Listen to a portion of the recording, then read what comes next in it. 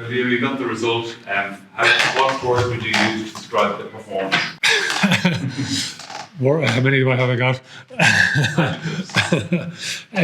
Listen, we're pleased to get through to the next round. It's great to be in knockout rugby.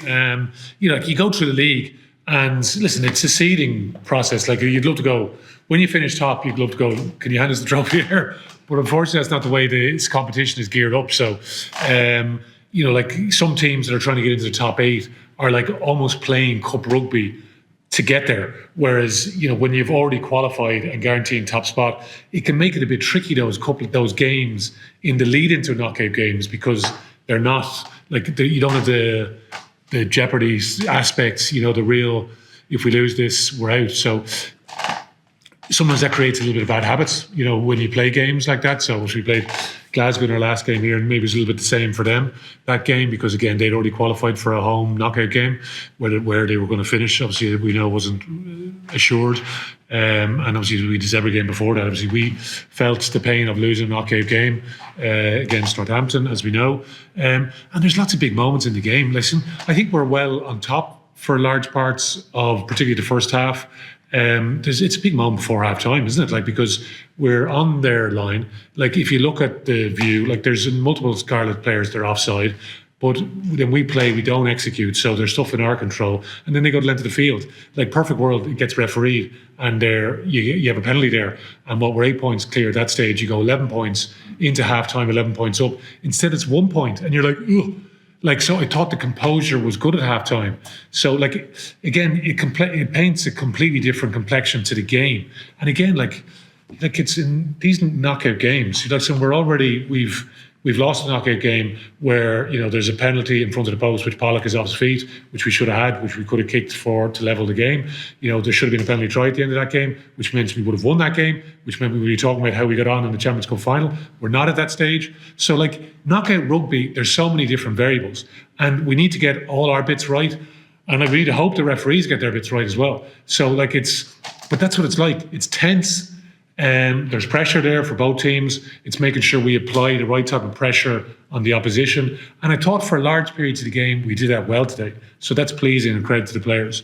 Particularly the composure piece, when you can see the try like that, and it's such a big swing. It's a 95-metre turnaround, and it's, call it a 10-point swing in terms of the scoreboard. It's, to come back from that and then, get back on top again then after that, and make sure we had 2-score lead for most of the remainder of the game was pleasing. So, it's winning ugly sometimes, isn't it? You got to do it. So I'm pleased we won ugly. So, long answer, pleased that we won ugly. Leo, you've mentioned the supporters a few times, as you usually do, to be fair, but were you disappointed that the crowd was so small today? Oh, no. Like, we've talked about this ever since, there was this, it's been talked about, the shift in the global season, which was basically to accommodate Super Rugby, because you had your June tests, Super Rugby finals were after that. Southern Hemisphere didn't like that, so then we obviously moved, which I always thought was going to be a disaster, because there's, we're based in New City, as you know. If you walk around New City at the moment, like, it's like a ghost town. Like, students are gone, so that's just one section of, call it, Dublin society. So students are not around, so there's less people around. You know what I mean?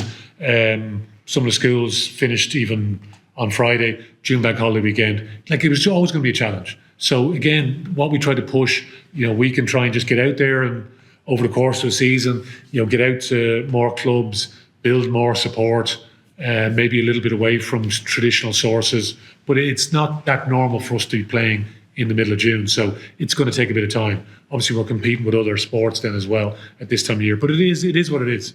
Listen, we can't dictate that, but we knew when it was being mooted this would be a challenge, and now we're facing the reality of the challenge that it is. But we just need to do more in terms of attracting more people and make it more attractive to come to the Aviva to support Leinster on a bank holiday weekend than whatever the other options are. But as we know, there's so much goes on a June bank holiday weekend. Yeah, it was a bit subdued, the atmosphere naturally, when you have like that kind of people or that crowd in this big stadium. Did that impact the performance, you think? No. I don't want to use that at all. So listen, we've played here in front of empty stadiums in COVID, and I'd much rather what we had there today. So listen, in no way am I giving out here. You know what I mean? In no way. It's just, listen, there's a reality of a shift, which is, it's outside the norm. And like, listen, we're all have our habitual bits to the makeup of our calendar even, you know what I mean? So certain things we do at certain times of the year, and we just need to make it more in the public conscious people that watch rugby. So we'll just keep beating the drum, you know what I mean? That's what we're asking supporters to come out again. We're here next Saturday. Don't know the time yet. So Marcus, if you could please find that out. And Claire definitely has space. Claire and Eve will be working away selling tickets all week. So and it's short. Like we had a 2-week lead in. This is a 1-week lead in. So again, it's more challenging again. Just on a separate note, are you confident that you're peaking at the right time now, or how many levels do you think you're going to have to go up to win this URC? But the thing is, like, you know, you talk about a season, like, isn't, you know, you have players that have to go through the course of a season, and like, it's the peaking bit is a challenge. You know what I mean? It is a challenge. So that's for us to get our preparation right this week, because like when, you know, guys peaking during the Six Nations, you know, trying to get them peaking during Champions Cup weekends, like, it's unusual 7 playoff games in a season. Like, we're not going to get this as in 7 playoff games, but that's like, you've got to have some level of a plan for that. So, you know, if you're Six Nations, you come off that. We had three Champions Cup games. You know, on the third one, you know, we have 2 great ones, 1 poor one. Like, is that Northampton or is that us? Are they excellent? We are poor.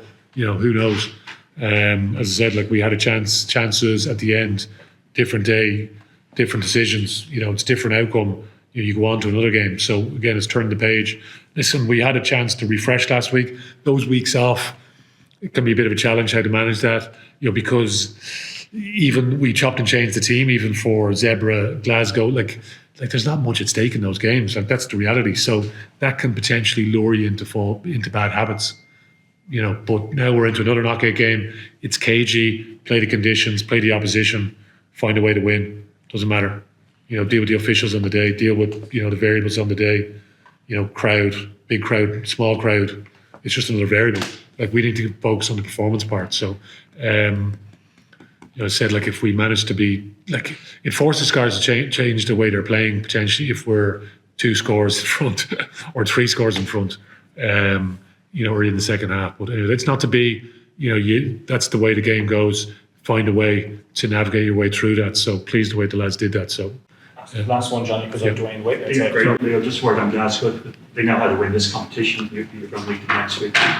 What's your thoughts now? Yeah, like, watching it last night, you're probably struck by them coming out, the family element to it, even post-game, the family element to, you know, leaning into that piece. You know, we talk about it, you know, this time of year, most years, you know, we've some special characters going to be leaving the group at the end of this year. Glasgow will be saying something similar.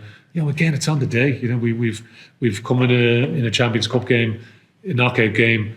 You know, it looked like they were running on fumes that week. You know what I mean? Like, you watched them in the warm up. Then when there's not a huge amount at stake, you could see a very focused team. You could see they were very physical.